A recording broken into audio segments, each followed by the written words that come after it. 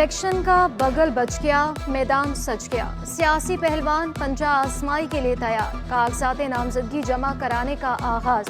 कागजात जमा कराने का सिलसिला कल तक जारी रहेगा।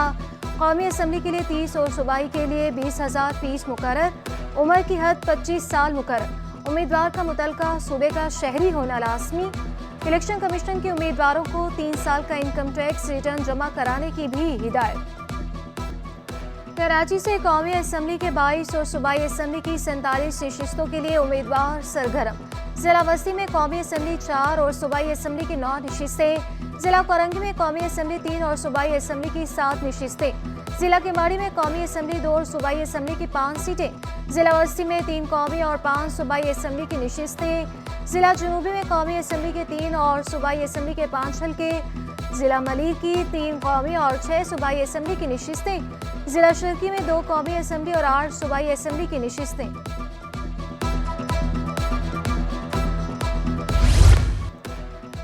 नून लीग की कराची की सियासत में एंट्री। सदर नून लीग शहबाज शरीफ और सीनियर नायब सदर मरियम नवाज का कराची से इलेक्शन लड़ने का फैसला। शहबाज शरीफ के लिए NA 242 से फॉर्म वसूल कर लिया गया। सालिहीन तनोली ने साबिक वज़ीर-ए-आज़म शहबाज शरीफ के लिए फॉर्म लिया। सालिहीन तनोली की फॉर्म लेकर लाहौर रवानगी। नामजदगी फॉर्म आज जमा करवाए जाएंगे।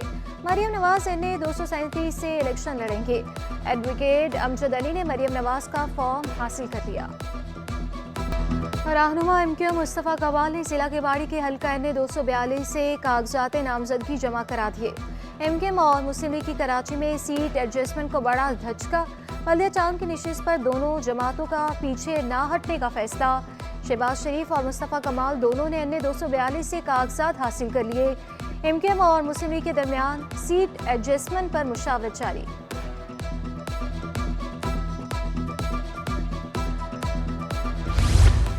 पीपल्स पार्टी के उम्मीदवार राकेश मोतियानी, रुबीना कायम खानी, इरशाद बेगम और ज़ैनब बलोच ने भी कागजात नामजदगी हासिल कर लिए।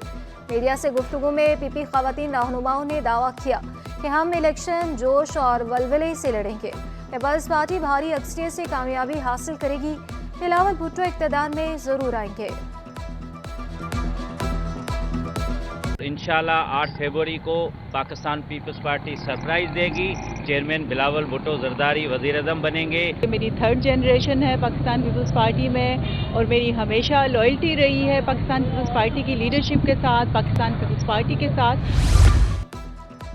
MQM और JUI का कागजात नामजदगी जमा करने की तारीख में इजाफे का मुतालबा। कागजात नामजदगी जमा करवाने के लिए 3 दिन नाकाफी करार दे दिए।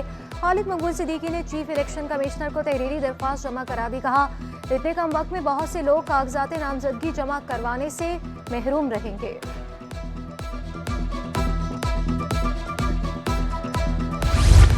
सिटी 21 ने जिला कोरंगी की मुमकिना पोलिंग स्कीम हासिल कर ली। कोरंगी में 750 पोलिंग स्टेशन बनाए जाएंगे।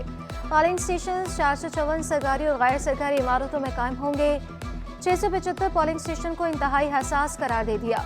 मजमूई तौर पर 15,11,420 वोटर्स रजिस्टर्ड। 10,767 अफराद को मुश्तमिल पोलिंग का अमला फराइज अंजाम देगा।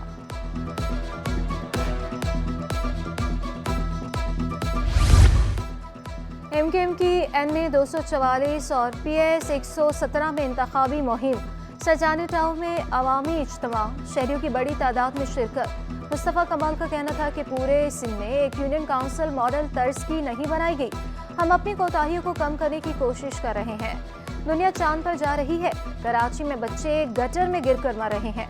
पाकिस्तानियों, हमें वोट दो, हम मुल्क को कराची जैसा बना देंगे।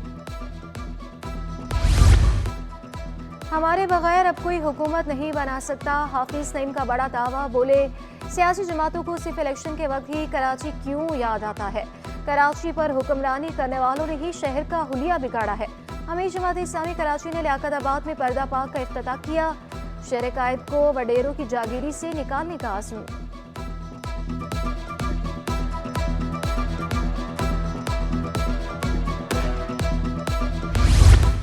सिंध काबीना का अहम इजलास 26 दिसंबर को तलब। आम इंतखाबात की तैयारियों और इंतज़ामात पर गौर होगा। 11 निकाती एजेंडे पर गौर किया जाएगा। रेस्क्यू के कवानीन में तरमीम की मंजूरी ली जाएगी। हिंदू जिम खाने को 11.5 करोड़ रुपए से जायद फंड्स फराहमी की भी मंजूरी ली जाएगी। महंगाई के मारे आवाम को बिजली का एक और झटका। बिजली ₹1.15 फी यूनिट मजीद महंगी। नेपरा ने बिजली की कीमतों में इजाफे की मंजूरी दे दी। इजाफा रवा माली साल की पहली समाही एडजस्टमेंट कीमत में किया गया। इजाफी वसूलियाँ जनवरी ता मार्च 2024 के बिलों में की जाएंगी।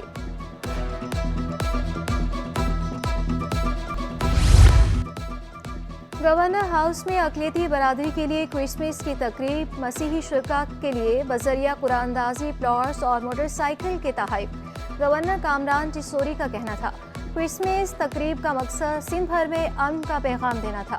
अक़लियती बरादरी का कोटा 5 से बढ़ाकर 10% करने के लिए जो मुमकिन हो सका करूँगा। कराची पुलिस का खवातीन की दादरसी के लिए एहसन इकदाम। DIG ईस्ट की हिदायत पर जोन के तमाम थानों में खवातीन डेस्क कायम कर दिए। खवातीन थानों में लेडी पुलिस को मसाइल से आगाह कर सकेंगे। शिकायत मौसूल होने का सिलसिला जारी। कई दरख्वास्तें भी निपटा दी गई। खवातीन का कहना है व्यूमेन डेस्क से काफ़ी मदद मिल रही है। काफ़ी दरख्वास्तें निपटाते हैं रेगुलर की बेसिस पे। जितनी आती हैं उतनी कोशिश करते हैं कि हम रोज़मर्रा की बेसिस पे ये निपटा दी। कराची वालों के लिए अच्छी खबर। BRT बस से जल्द शहर भर में रवां दवा होंगी। निगरान वज़ीर आला की हिदायत पर फंड जारी कर दिए गए। मकबूल बाकर ने महकमे ट्रांसपोर्ट को कस्टम्स ड्यूटी अदा करने का पाबंद कर दिया। बोले BRT रेड लाइन कॉरिडोर की एकिंग से मंजूरी के लिए जल्द राब्ता करूंगा। कराची से पेशावर जाने वाली आवाम एक्सप्रेस 2 साल बाद चल पड़ी। ट्रेन मुकर्ररा वक्त पर रवाना हुई। सैलाब के बाइस ट्रैक बुरी तरह से मुतासिर हुआ था। बंदी से रेलवे को 15 अरब रुपए का नुकसान हुआ था। मुसाफिरों ने आवाम एक्सप्रेस के बहाल होने को खुश आइन करार दे दिया। आवाम के लिए बहुत अच्छा किया है।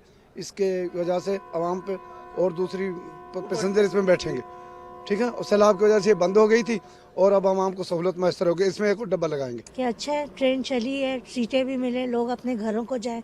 जाहिर बात है यहाँ मेहनत मजदूरी के लिए आते हैं, उनका भी दिल चाहता है कि अपने घरों में टाइम पे पहुँचे।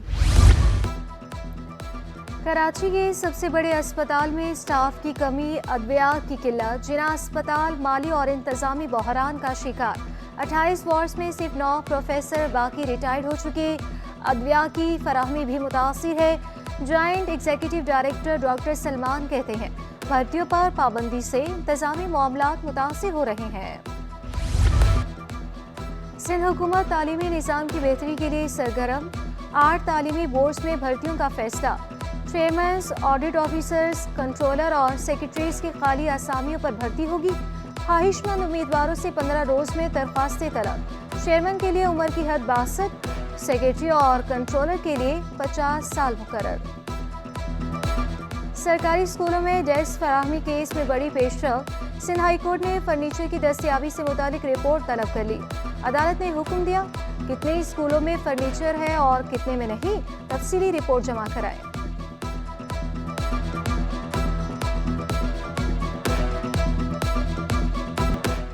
रज़ाइयों की मांग और कीमत में इजाफा। रुई 20 रुपये महंगे होकर 80 रुपये किलो की हो गई।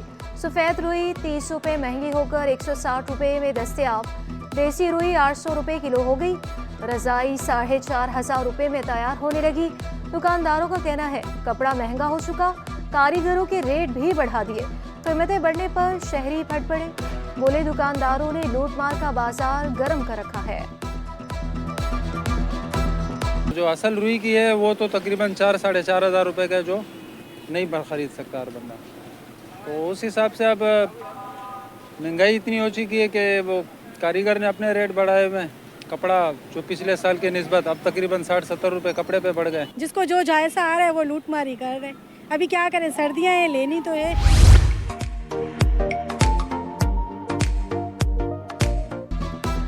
ऑटो सेक्टर के लिए अच्छी खबर। पहली हाइब्रिड इलेक्ट्रिक व्हीकल का इफ्तिताह कर दिया गया। CEO एंटर्स मोटर्स असगर जमाली कहते हैं 1800 सीसी गाड़ी के इस्तेमाल से फ्यूल की 50% बचत होगी। गाड़ी 1 जनवरी से मार्केट में दस्तयाब होगी।